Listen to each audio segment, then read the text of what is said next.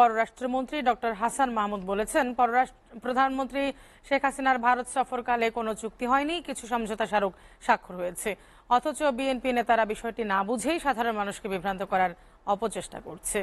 দুপুরে চট্টগ্রাম প্রেস ক্লাবের হল রুমে উত্তর জেলা আওয়ামী লীগ আয়োজিত সেমিনারে প্রধান অতিথির বক্তব্যে তিনি আরও বলেন, শুধু ভারতই নয়, প্রতিবেশী নেপাল ও ভুটানের সঙ্গেও কানেক্টিভিটি নিয়ে কাজ করছে সরকার, যা বাস্তবায়িত হলে বাংলাদেশেই বেশি লাভবান হবে।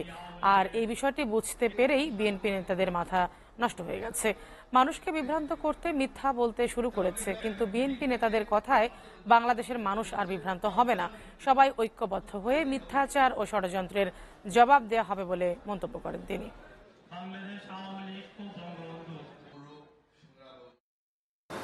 21-22 মাননীয় প্রধানমন্ত্রী ভারত সফরে গিয়েছেন।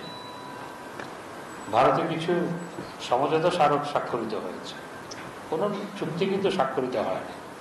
বিএনপি নেতারা দিকে হরহামেশা বলে যাচ্ছে যে চুক্তি স্বাক্ষরিত হয়েছে, কিন্তু বিএনপি সেটি নিয়ে বিভ্রান্তি ছড়াচ্ছে।